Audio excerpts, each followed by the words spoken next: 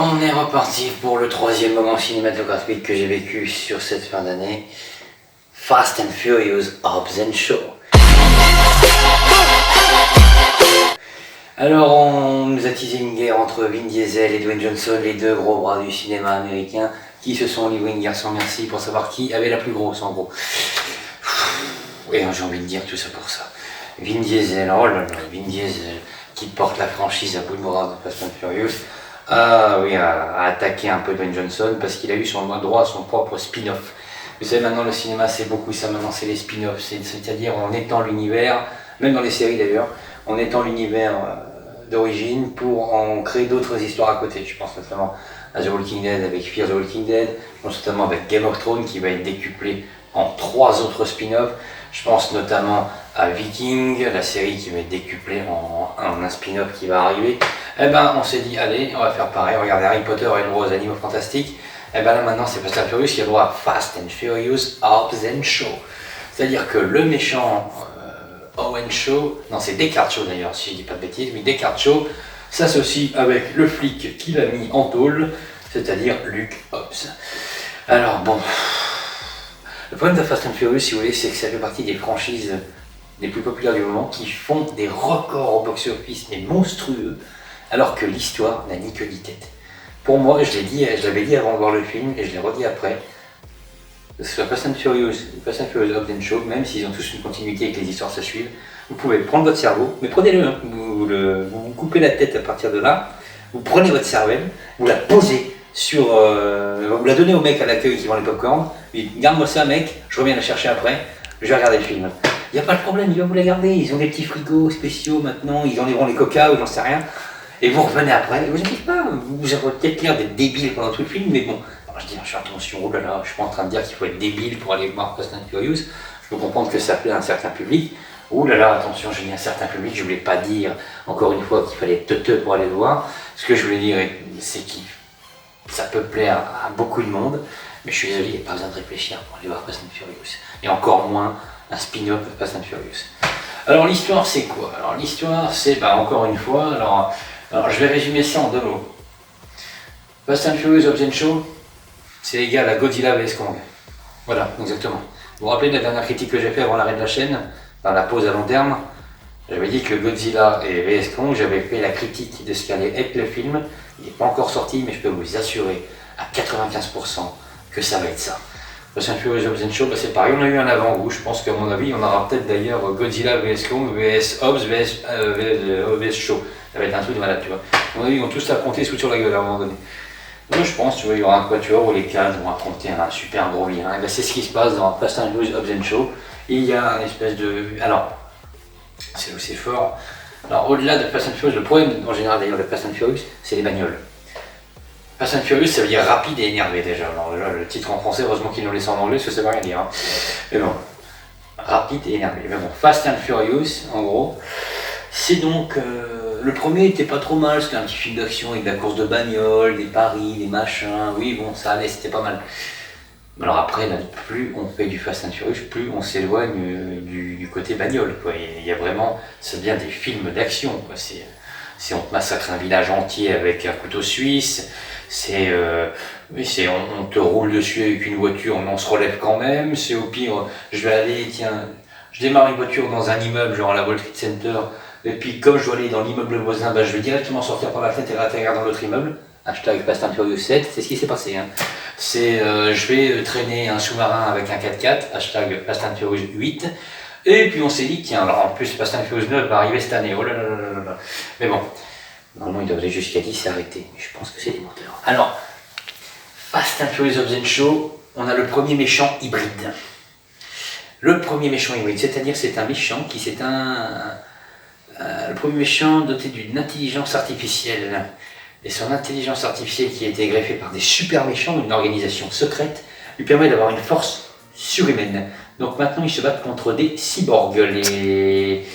Un flic se bat contre des cyborgs. Maintenant ils veulent mettre des cyborgs en prison, mais ils ont besoin aussi de Hobbs and Shaw, des deux en fait, parce que Hobbs c'est le muscle et tout, et Shaw en fait on apprend que lui il a eu des problèmes avec tout le monde sur Terre. Et le cyborg c'était un compagnon militaire à la base de Shaw, qui a été tué en mission, Mais ils ont réussi à le réanimer et à lui greffer des pouvoirs de super cyborg. Et comme Shaw était le seul à connaître ce loustic et à savoir comment il réfléchissait, eh ben ils avaient besoin de Shaw et d'associer les deux. En fait, c'est ça ma critique de Fast and Furious Hobbs & Shaw. Ça résume, c'est même pas un mot. Voilà, un truc. Alors, ce qui est bien, c'est qu'on a toujours en fait, et je pense que maintenant chaque réalisateur, parce que Fast and Furious, c'est la franchise, à l'instar d'ailleurs de Harry Potter qui avait connu plein de réalisateurs différents, mais qui avait apporté tous des histoires différentes, enfin, des histoires très très bien ficelées. Alors, Fast and Furious a connu tous les réalisateurs possibles et imaginables. Hein. Le premier, Rob Cohen. On va pas critiquer, le premier ça allait. Le deuxième, qui c'était le deuxième, je saurais pas vous le dire de tête. Bon, le deuxième ça me revient pas, j'en suis désolé, mais le troisième, Justin Lin. Bon après, 3, 4, 5, Justin Lin. Il en a fait 3. Le septième, enfin le sixième et le septième, James Wan. Ok. Le huitième, F. Gary Gray. Le 9e, je crois que c'est Justin Lin qui va revenir parce qu'ils ont besoin de lui. Enfin, tout ça pour dire que chaque réalisateur en fait essaie de surpasser ce qui a déjà été fait en mettant des images encore plus spectaculaires. À chaque fois, on veut nous en mettre plein la gueule.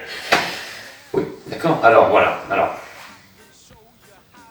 quand je dis que c'est un film, il faut poser sa cervelle avant d'entrer dans la salle.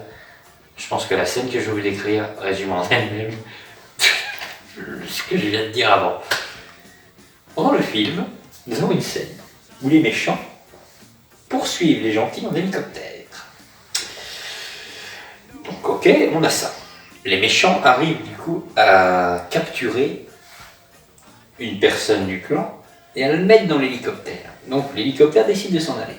Mais Luke Hobbs, grand flic, d'ailleurs ça se passe sur son île, hein, parce que Hobbs nous amène dans toute sa famille, où il y a plein de gros Hobbs et tout.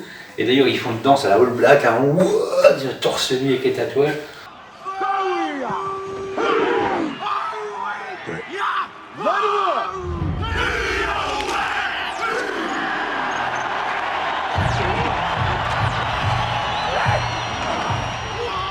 How long before the guns get back online? No idea.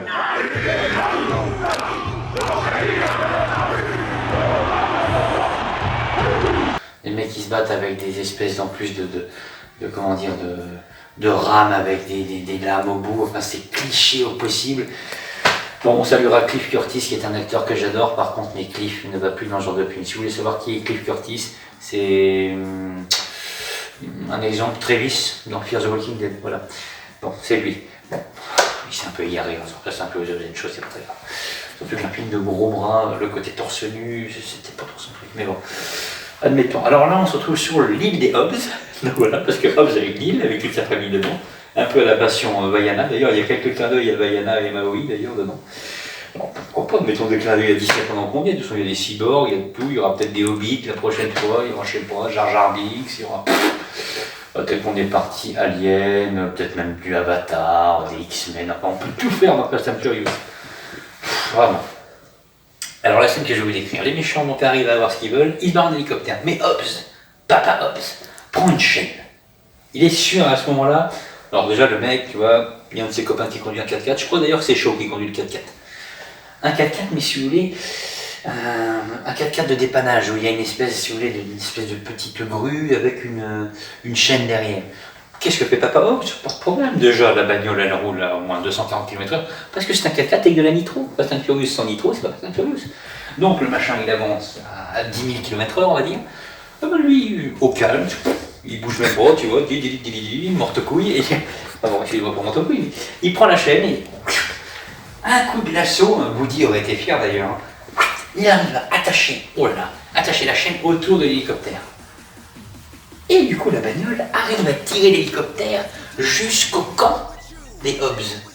Ah oui, j'ai oublié, c'est hallucinant au possible. À un moment, la chaîne casse, parce qu'il faut que ça reste crédible, l'hélicoptère c'est lourd. Donc la chaîne casse. Et ben qu'est-ce que Hobbs trouve de mieux à faire? Il arrive à rattraper la chaîne qui casse au passage et à tirer avec ses bras l'hélicoptère, à prendre l'autre bout de la chaîne qui est cassée et à faire un nœud entre les deux chaînes comme ça, elle est rattachée et on ramène l'hélicoptère à la maison. Voilà, alors tout le film est résumé, je viens pas ça pour les Hobbs & Shaw, ça part dans un délire. Alors un Hobbs & Shaw 2 est annoncé d'ailleurs. J'ai envie de dire, voilà. J'avais envie de parler de ce film parce que c'est en fait affligeant de clichés, comme l'a été Godzilla 2. Des films comme ça, on en a de plus en plus. Pourquoi ? À quel moment le mec attrape une chaîne à la main, et puis pas à deux mains, hein. À une seule main ça suffit. Parce que dans l'autre main il y a l'autre chaîne, il faut qu'il fasse un nœud avec, déjà aller faire un nœud avec une chaîne déjà. Tout au calme, hein, les mecs, tu vois, ils sont en train de piloter l'hélicoptère, ils le tirent un peu pour on revient gamin, tu vois. Une cocotte minute, vous voyez, avec là, si j'avais de la fumée qui pouvait sortir de mes oreilles, ça pleurait. Alors, Hobbs & Shaw ne fera pas partie de ma collection, vous le voyez pas trop, mais j'ai quelques films que j'adore, c'est des devoirs de mémoire pour moi de les avoir. Hobbs & Shaw, si vous voulez vous marrer, il n'y a pas de problème. C'est un peu une comédie ce film-là, et c'est tout ce que j'ai à dire sur Hobbs & Shaw.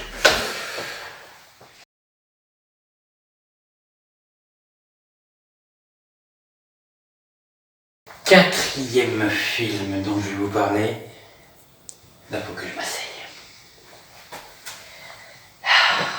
Je le dis pas souvent, parce que le cinéma, j'ai vu des tas de films, je suis cinéphile au cas où vous ne l'auriez pas remarqué. Il est rare de se prendre des baffes dans la gueule quand on va au cinéma. Et là, j'en ai pris une sévère.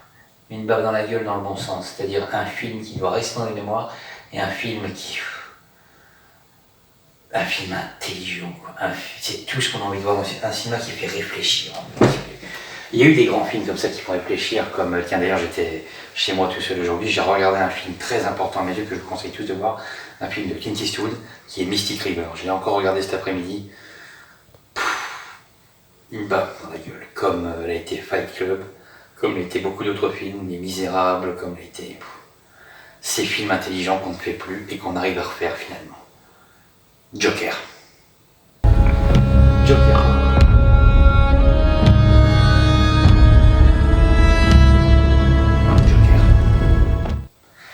Joker pour moi a été la révélation de l'année 2019, au-delà de l'amour inconditionnel que j'ai porté à Toy Story 4. Là, je parle vraiment de surprise. Joker, mais je vais essayer de faire une critique la plus constructive possible de Joker. Joker, c'est quoi ? On nous a teasé le film pendant tout le long de sa post-production. Si vous ne savez pas ce qu'est une post-production de film, c'est le moment qui sépare le montage du film entre la sortie de la bande-annonce et la sortie du long-métrage dans les salles de cinéma. On appelle ça le moment de post-production. Pendant toute la post-production de Joker, on nous l'a teasé comme l'ascension du plus grand super-vilain, du plus grand adversaire de Batman. Et c'est très intelligent d'avoir fait ça, parce que c'est pas du tout ça. Ce film, enfin, c'est pas que c'est pas ça. C'est à la fois ça, mais c'est tellement plus. C'est à la fois ça, à la fois plus, en fait. C'est à 50% l'histoire du Joker, et à 100%. À 100% autre chose, en fait, oui, c'est même pas moitié-moitié, en fait. Ce film, c'est 50% de fidélité pour 100% d'originalité. C'est vraiment... le barème, il est décalé, quoi. Il y a eu des interprétations magistrales du Joker. C'est un des méchants qui a été le plus interprété, que ce soit Cameron Monaghan, qui l'a très bien interprété dans la série Gotham, que ce soit Jack Nicholson, qui a été un des tout premiers acteurs à l'interpréter dans le tout premier Batman, de Tim Burton, justement, que ce soit Heath Ledger, qui en a fait une interprétation décalée, déjantée et magistrale dans The Dark Knight, que ce soit Jared Leto, qui l'a interprété dans Suicide Squad, mais qui n'est pas la meilleure interprétation que j'ai pu voir du Joker. Et là arrive un acteur très connu, estimé de beaucoup, Joaquin Phoenix. Joaquin Phoenix, si vous ne savez pas qui c'est Commode, l'empereur dans le film Gladiator avec Russell Crowe. C'est le frère de Mel Gibson dans Signe de M. Night Shyamalan, qui est un réalisateur que j'estime beaucoup, qui d'ailleurs on doit Glass, une des révélations aussi du début d'année 2019 que j'ai très bien aimé. Je n'ai jamais eu l'occasion de vous en faire la critique. Et si je faisais une critique de Glass, d'ailleurs, je ferais une critique sur la trilogie d'ailleurs. Petite parenthèse et petit coup de promo M. Night Shyamalan, revenons-en à Todd Phillips, réalisateur du Joker. Todd Phillips, c'est qui ? C'est un réalisateur à qui on doit 3 films hyper connus Et mon portable a sonné, je suis désolé. 3 films hyper connus, mais qui n'ont rien à voir avec le genre du Joker. C'est là où on voit que c'est un réalisateur caméléon qui peut tout réaliser. Todd Phillips a réalisé les 3 volets du Very Bad Trip. Il arrive des années plus tard et il nous pond Joker. Déjà on se dit comment le mec qui a pu faire Very Bad Trip, on en a priori, on se dit voilà, peut réaliser Joker. Eh ben c'est un coup de maître. Joaquin Phoenix en fait un Joker, si vous voulez, un Joker quelconque. Un Joker presque minable en fait. C'est un peu cette sensation qu'on a. En fait, Joker, ça parle de la descente aux enfers d'un homme. C'est ça le film. Il se voit de 2 manières différentes. Pour les inconditionnels de l'univers Batman, l'univers DC. D'ailleurs, c'est un des seuls films DC Comics qui n'a pas la bannière DC Comics en commençant. C'est bien que le réalisateur a voulu montrer que c'est un film aussi indépendant. Joker, si vous voulez, en fait. Donc ça parle de la descente aux enfers d'un homme, un homme humilié, rejeté par la société, un homme moqué, un homme qui essaye de faire le bien autour de soi, mais qui est pris pour un con, tout simplement. Je suis désolé de dire, mais c'est ça. Tout le monde l'humilie, tout le monde le rejette, tout le monde se moque de lui. Son rêve est de passer dans les plus grands télés, dans le talk show américain d'un plus grand présentateur possible de sa ville. Murray, je crois il s'appelle. Murray, tout à fait. Merci d'avoir intervenu, j'avais un trou de mémoire. Murray, oui, et il y arrive finalement, mais Murray, lui, l'invite sur son talk show dans le but de l'humilier encore plus, après avoir vu une vidéo sur internet qui fait le buzz en fait. En fait, si vous voulez, Joker, ça commence par un petit bonhomme quelconque qui prend soin de sa mère, qui a une petite... on sent qu'il a quand même un côté un petit peu dérangé déjà, parce qu'il a une malformation de la mâchoire. C'est même pas une malformation, c'est un espèce de tic nerveux qui l'oblige à rire. Et on sent que le rire du Joker commence à se développer tout le long du film. Parce que Joker, c'est quoi? Le Joker de Batman est connu pour 2 choses. Son maquillage et son rire.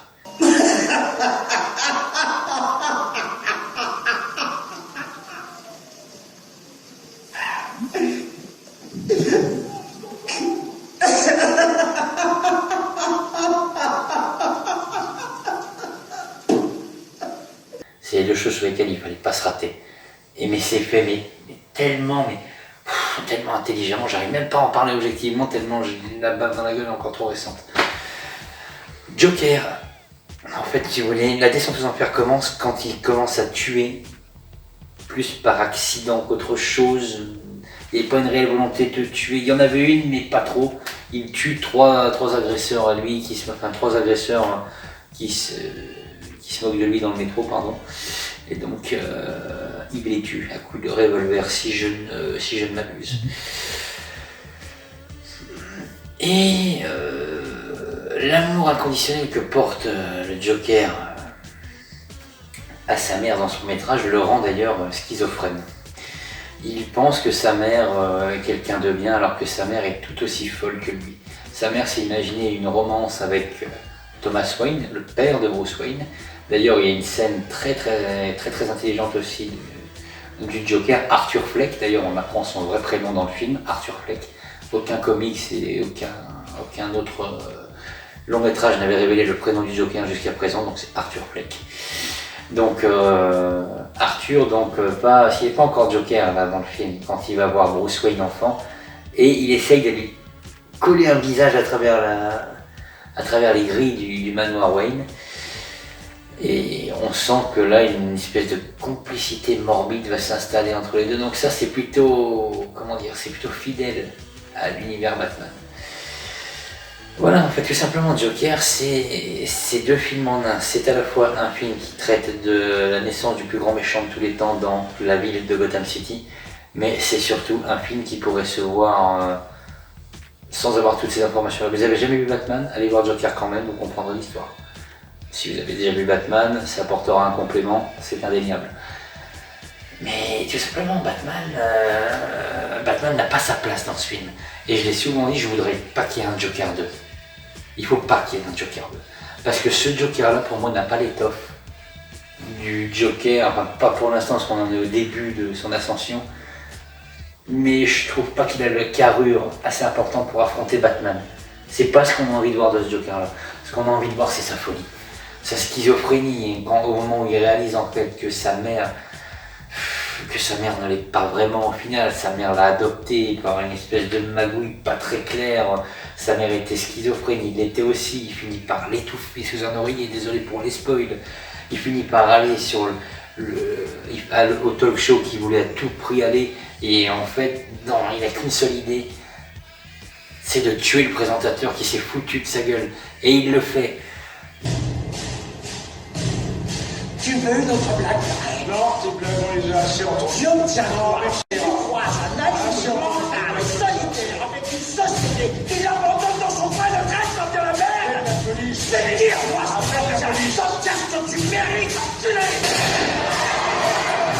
Il finit par être interné, mais les gens, en fait, du coup, le voient comme une nouvelle idole, une nouvelle façon de s'ouvrir au monde. En fait, le Joker, c'est l'anarchie. La définition même du Joker, c'est l'anarchie. Il crée malgré lui l'anarchie. Dans The Dark Knight de Christopher Nolan, le Joker crée l'anarchie de son propre plein gré, il sait où il va en venir. Le Joker de Todd Phillips, il crée l'anarchie, mais sans réelle intention de la créer. Les gens arrivent à vouer un culte à ce Joker-là, finissent par le libérer, et à la fin, je me rappelle très bien, il y a une scène où donc l'ambulance est interceptée, le Joker est un peu blessé, il sort de cette ambulance et il a du sang sur les mains, il prend ce sang et il se fait un sourire lui-même sur le visage et il danse. Et il y a cette petite danse malsaine pendant tout le long métrage, une danse un peu, on a un croisement entre les attitudes un peu de Jack Sparrow, un peu bizarre et décalées, entre celles du Joker aussi. Les danses elles sont malsaines à regarder d'ailleurs, on n'est pas à l'aise en fait. Et c'est vraiment... En fait c'est ça, ce film il est malaisant mais plaisant à regarder parce qu'il est intelligent en fait. Sa force, et je le défends bec et ongles, sa force c'est d'être un film qui se regarde, c'est un film 2 en 1 et ça c'est très intelligent, c'est du très très grand cinéma. Donc encore une fois, on est en 2020, en 2019, le cinéma a encore réussi à nous surprendre et il peut encore réussir. D'ailleurs, Todd Phillips a déclaré qu'il avait plein de scènes coupées du Joker et quand le DVD sortirait, il ne les mettrait pas dans le film, ni dans les bonus. Parce que pour lui son film est complet et si on voyait d'autres scènes, ça serait gâcher ce qu'il a fait. Je suis assez d'accord, je pense qu'il ne faut pas y toucher. Alors on s'attendait tous à une petite scène post-générique, on s'est dit bon DC, Marvel, c'est souvent ça. Mais comme c'est à DC sans en être un, il n'y a pas besoin de scène post-générique. Donc c'est la naissance du Joker, ça se finit par le meurtre de Bruce Wayne, par le meurtre des parents de Bruce Wayne dans la rue, cette scène mythique de Batman qu'on connaît tous, où ils sont assassinés à la sortie d'une représentation théâtrale. Alors là, ça nous explique d'ailleurs pourquoi, c'est à cause du Joker indirectement, en fait, que ses parents ont été assassinés à cause de ce mouvement anarchique qu'il a créé à la fin du film. Donc voilà, pour résumer Joker, c'est l'intelligence même du 7e art. T'as oublié de parler d'une chose, je trouve. La scène des escaliers. Ah, la scène des escaliers, oui, bah d'ailleurs la scène des escaliers, c'est l'affiche de Joker, oui. Je fais bien intervenir, mon petit. La scène des escaliers, en fait, si vous voulez, c'est le Joker, toujours avec sa petite danse, avec une musique un peu enjouée d'ailleurs. Une musique qui rappellera un peu le ton enjoué d'une scène que j'ai vue récemment dans The Walking Dead saison 10 où Negan est avec les chuchoteurs et il y a une musique complètement enjouée, on ne sait pas ce qu'elle fait là, mais du coup ça apporte du peps à l'épisode et c'est plaisant à regarder. D'ailleurs Walking Dead, une critique pourrait arriver récemment. Bref. En tout cas, le Joker qui danse sur les marches d'escalier, oui, tout content d'être créé, il va à son émission télé, alors que des flics le poursuivent d'ailleurs dans la rue. Il continue, il se démonte pas, il a son costume, ses cheveux roux, il a son maquillage et il a trouvé son personnage. À ce moment-là, la scène des marches d'escalier, en fait, ça reflète, si vous voulez, le transfert d'identité. Il a trouvé qui il était, pour lui, il est drôle, il se sent drôle, et il a décidé de ne plus être victime de la société, et la société, en fait, il a décidé de l'art. Donc voilà, il ne se laisse plus faire, le Joker, c'est ça. C'est un film intelligent, bien écrit, Joaquin Phoenix, on ne peut rien reprocher à son interprétation. Et j'ai envie de dire, c'est du cinéma comme on a envie d'en voir, tout simplement.